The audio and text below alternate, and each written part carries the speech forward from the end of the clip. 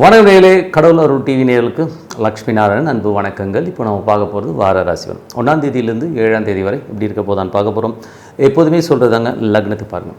ராசிக்கு பார்ப்பதை விட லக்னத்தை பார்க்க ரொம்ப பர்ஃபெக்டாக இருக்கும். உதாரணமாக ஒரு மகர லக்னம் விருச்சிக ராசினா நீங்கள் விருச்சிக ராசிக்கான பலன்களை பார்க்கறத விட மகர ராசிக்கான பலன்களை பார்க்கும்போது ரொம்ப பர்ஃபெக்டாக இருக்கும். முதல்ல வர்றது புது பலன்கள், அதுக்கப்புறம் தசாபுக்தி பலன்கள். உங்கள் ஜனனகால ஜாதகத்தில் என்ன தசாபுக்தி அந்தரங்கள் வருதோ அதை மிங்கிள் பண்ணி பாருங்கள், ரொம்ப பர்ஃபெக்டாக இருக்கும். வீடியோட எண்டில் டிப் ஆஃப் த வீக் இருக்குது, மறக்காமல் பாருங்கள். மீனராசி. ஸோ மீனராசிக்கு வந்து பார்த்திங்கன்னா உங்களோட ராசி அதிபதி குரு வந்து 4ல் இருக்காருங்க. 4ல் இருக்கும்போது தொழில் ரீதியான விஷயம், நல்ல ஏற்றங்கள், நல்ல லாபங்கள் வர்றதுக்கான வண்டி வாகனம் விற்பனை பண்ணுறவங்க, ரியல் எஸ்டேட் துறையில் இருக்கவங்க கொஞ்சம் அதெல்லாம் வந்து நல்ல ஏற்றங்களை கொடுக்கறதுக்கான வாய்ப்புகளை கண்டிப்பாக கொடுத்துருங்க. அதுக்கப்புறம் பார்க்கும்போது உங்களுக்கு வந்து 2 மற்றும் 9ஆம் அதிபதியான செவ்வாய் ஆட்சி பலத்தோடும் தந்தை சார்ந்த உறவில் நல்ல லாபங்கள் வர்றதுக்கான வாய்ப்புகள் இருக்குது. அதே மாதிரி வந்து பார்த்திங்கன்னா வெளிநாடு வேலை சம்மந்தமான விஷயங்கள் வந்து கிடைக்கிறதுக்கான வாய்ப்பும் ரொம்ப சிறப்பாக இருக்குது. 3 8ஆம் அதிபதியான சுக்கிரன் 4ல் இருக்கும்போது தாயாரிடமுக்கும் உங்களுக்கும் வந்து அம்மாவுக்கு உங்களுக்கும் நிறைய டிஃப்ரென்ஸ் ஆஃப் ஒப்பீனியன் வர்றதுக்கான வாய்ப்புகள் இருக்குன்னா ரொம்ப கவனமாக இருக்கணும். நிலப்புலன்கள் சம்மந்தமான விஷயங்களில் வந்து டீல் பண்ணும்போது கொஞ்சம் கவனமாக டீல் பண்ணுறது ரொம்ப அவசியங்க. அதுக்கப்புறம் பார்க்கும்போது 5ஆம் அதிபதியான சந்திரன். ஸோ 5ஆம் அதிபதி சந்திரன் வந்து பார்த்திங்கன்னா கொஞ்சம் வந்து உங்களுக்கு வந்து குழந்தைகளை வந்து ஒரு திங்கள் செவ்வாய் சின்ன மன உளைச்சல் ஏற்படும். அதுக்கப்புறம் எல்லாமே சரியாயிடுங்க. 6ஆம் அதிபதியான சூரியன் உங்களுக்கு வந்து 3ல் இருக்கும்போது பிரயாணங்கள், வேலையில் நிறைய பிரயாணங்கள் அலைச்சல் இருந்தாலும் ஒரு அடுத்த கட்டத்துக்கு முன்னேறதுக்கான வாய்ப்புகளை கண்டிப்பாக கொடுத்துருங்க. அதுக்கப்புறம் பார்க்கும்போது உங்களுக்கு 7ஆம் அதிபதியான புதன் வந்து பார்த்திங்கன்னா 4ல் இருக்கும்போது புதிய சொத்துக்கள் அமைவதற்கான வாய்ப்புகளுமே அற்புதமாக இருக்க, புதிய வண்டி வாகனம் வாங்குகிற யோகங்களையும் கண்டிப்பாக கொடுத்துரும். மற்றபடி வந்து பார்த்திங்கன்னா உங்களுக்கு 9ஆம் அதிபதியான செவ்வாய் 2ல் இருக்கும்பொழுது தந்தை சார்ந்த உறவுகளால் நல்ல லாபங்கள், வெளிநாடு வெளி மாநிலங்கள் இருக்கணும், நல்ல பிரயாணங்கள், நல்ல லாபங்கள் வரதுக்கான வாய்ப்புகள் ரொம்ப சிறப்பாக இருக்குங்க. தொழில் ரீதியான விஷயங்கள் அடுத்த கட்டத்தில் முன்னேறதுக்கான வாய்ப்புகள், புதிய ஐடியாஸ்லாம் வரதுக்கான வாய்ப்பும் சூப்பராக இருக்குங்க. 11ஆம் அதிபதி மற்றும் 12ஆம் அதிபதி சனி ஆட்சி ராசியிலே இருக்கும்போது பெரிய லாபங்களை நோக்கி உங்கள் எண்ணங்கள் சொல்லும். பெரிய வெற்றிகள், பெரிய லாபங்கள் இருப்பதை நினச்சி போவீங்க. ஸோ அதுக்கான சக்ஸஸ் ரேட்டிங் கண்டிப்பாக கிடைச்சிடும். இப்போ வந்து புது டெக்னாலஜி, புது விஷயம் மூலியமாக எனக்கு பெருசாக சம்பாதிக்கணுங்கிற எண்ணங்களும் கண்டிப்பாக வருங்க. ஸோ இதுவரை பார்த்து புது பலன்கள் இப்போ பார்த்து தசாபதி பலன்கள். மீன லக்னமாக இருந்து சூரியன் தசாபதி சூரியன் வந்து 6ஆம் அதிபதி 3லும் வேலையில் நிறைய மாற்றங்கள் இருக்கும், நிறைய சேஞ்ச் ஓவர்ஸ் இருக்கும். அடுத்த கட்டத்துக்கு முன்னேறதுக்கான வாய்ப்பும் அற்புதமாக இருங்க. மீன லக்னமாக சந்திர தசாபதி சந்திரன் வந்து 5ல் இருக்கும்பொழுது 5ஆம் அதிபதி உங்களுக்கு வந்து பிரயாணங்கள், ஆன்மீக பிரயாணங்களை கொடுக்கும். குழந்தைகளுக்காக சின்ன பிரயாணங்களோ அலைச்சலோ ஏற்படுறதுக்கான வாய்ப்புகளை கண்டிப்பாக கொடுத்துருங்க. திங்கள் செவ்வாயில் மட்டும் ஒரு சின்ன மன உளைச்சல் வந்து போகிறதுக்கான வாய்ப்பு கண்டிப்பாக இருக்கும். மீன லக்னமாக வந்து செவ்வாய் தசாபதி செவ்வாய் வந்து பார்த்திங்கன்னா 2ல் இருந்தது 9ஆம் அதிபதியாக இருக்கும்போது அப்பா சார்ந்த உறவு நல்ல லாபங்கள், நல்ல ஏற்றங்கள் வர்றதுக்கான வாய்ப்புகள் நல்லா இருக்குது. அப்பாவுடைய உடல்நலம் சம்மந்தமான விஷயம் கொஞ்சம் கேர் எடுத்துக்கிறது ரொம்ப நல்லதுங்க. மீன லக்னமாக வந்து ராகு தசாபதி ராகு வந்து பார்த்திங்கன்னா உங்களுக்கு 12ல் இருக்கும்போது பெரிய அலைச்சல்கள் இருக்கும். பெரிய லெவலில் வந்து முன்னேறணுங்கிறதுக்கான முயற்சிகளில் வந்து பெரிய வெற்றி பின்னால் இருக்கும். பட் இப்போ கொஞ்சம் வந்து லேட் ஆகுதோ அப்படிங்கிற ஃபீலை கண்டிப்பாக ஏற்படுத்தும். மீன லக்னமாகுது குரு தசாபதினு குரு வந்து பார்த்திங்கன்னா சுப நிகழ்ச்சி நடத்துறதுக்கான வாய்ப்புகளை கண்டிப்பாக ஏற்படுத்தும். அது வந்து பார்த்திங்கன்னா 10ஆம் அதிபதி வந்து பார்த்திங்கன்னா உங்களுக்கு வந்து 4ல் இருக்கும்போது ரியல் எஸ்டேட் ஆட்டோ கன்சல்டன்சி பண்ணுறவங்க, நிலப்புலங்கள் எல்லாமே நல்ல லாபங்களை கொடுக்கறதுக்கான வாய்ப்பு கண்டிப்பாக இருக்குங்க. ஸோ மீன லக்னமாக வந்து சனி தசாபதி இருந்தாங்க. சனி வந்து பெரிய லாபங்களை நோக்கி உங்களை எண்ணங்கள் சொல்லும், அடுத்த கட்டத்துக்கு முன்னேறும், பெருசாக வரணுங்கிற எண்ணங்கள் எல்லாமே கண்டிப்பாக ஏற்படுத்துங்க. மீன லக்னமாக இருந்து புதன் தசாபுத்தி அந்தரங்கள். புதன் வந்து பார்த்திங்கன்னா உங்களுக்கு இப்போ 4ல் இருக்கும்போது நல்ல லாபங்களையும் நல்ல ஏற்றங்களையும் கொடுக்கறதுக்கான வாய்ப்புகளை கண்டிப்பாக கொடுத்துருங்க. மீன லக்னமாக வந்து கேது தசாபதி கேது வந்து 6ல் இருக்கும்போது வழக்கு விஜயங்கள், பெரிய வெற்றிகள் வர்றதுக்கான வாய்ப்புகள், கொஞ்சம் அவுட் ஆஃப் கோர்ட் போயிட்டு கிளியர் பண்ணுறதுக்கான வாய்ப்புகளை கண்டிப்பாக கொடுத்துருங்க. மீன லக்னமாக வந்து சுக்கிர தசாபதி சுக்கிரன் வந்து பார்த்தா 3ஆம் அதிபதி மற்றும் 8ஆம் அதிபதியான சுக்கிரன் அது 4ல் இருக்கும்போது கொஞ்சம் தாயாருக்கும் உங்களுக்கும் நிலப்புல விஷயங்களோ ஏதோ ஒரு விஷயத்தை வந்து மனக்கசப்புகளோ ஒரு டென்ஷனோ வரதுக்கான ரொம்ப கவனமாக இருக்கணுங்க. மற்றபடி என்னை பொறுத்த ஒரு நல்ல ஒரு பிரார்த்தனை, மனதார இறைவனை பிரார்த்தனை பண்ணும்போது நம்ம அடுத்த லெவல் போகிறதுக்கான ரொம்ப சிறப்பாக இருக்குது. Tip of the week. So tip of the வீக்கில் வந்து பார்த்திங்கன்னா குரு பெயர்ச்சி யாரை பாதிக்கும். ஸோ எல்லாருமே வந்து ஜென்ரலாக வந்து ஒரு ராசி பலனை பார்த்து எனக்கு ஜென்மகுரு வந்துருச்சு, எனக்கு டென்ஷனாக இருக்குது, ஐயோ அப்படி ஆகிடும்னு சொல்லிட்டு நிறைய பேர் வந்து ஸ்ட்ரெஸ் ஆகிடுறீங்க. அது வந்து என்றைக்குமே சந்திரனை மையமாக கொண்டு பார்க்குறது வந்து குரு பேச்சில் தான் பார்க்குறோம், ராசியில் பார்க்குறோம். பட் லக்னத்துக்கு பார்க்கும்போது தான் உங்களுக்கு பர்ஃபெக்டாக இருக்கும்.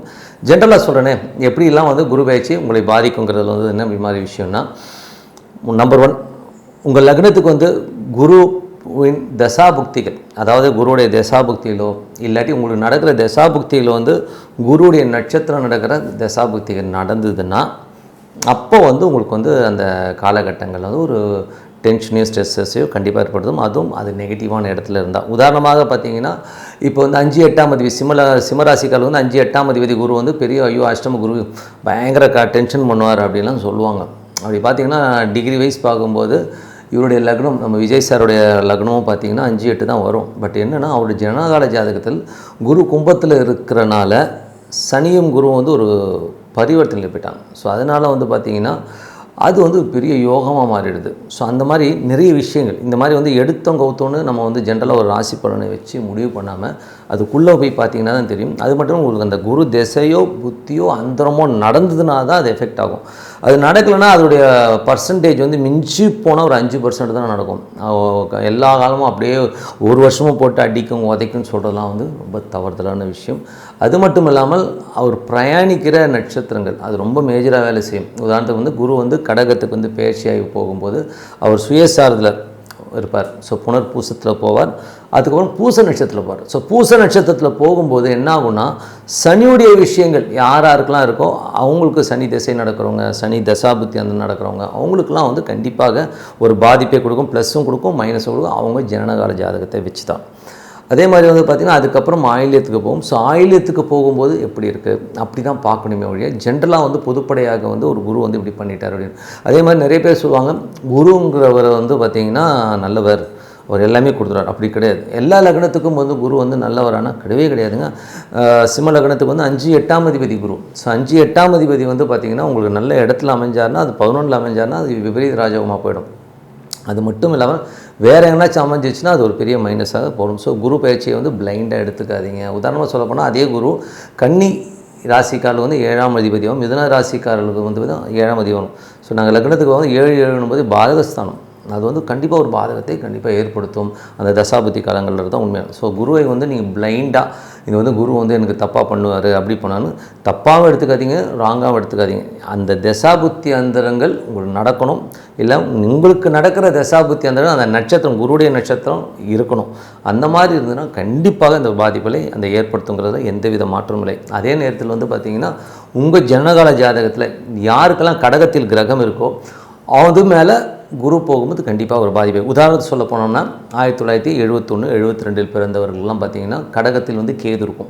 ஸோ என்னை எப்படி சொல்கிறேன்னா என்னுடைய ஜாதகத்தில் வந்து கடகத்தில் கேது இருக்குது. ஸோ கடகத்தில் கேது இருக்குன்னா அப்போ குரு வந்து பேச்சியாகி வரார்.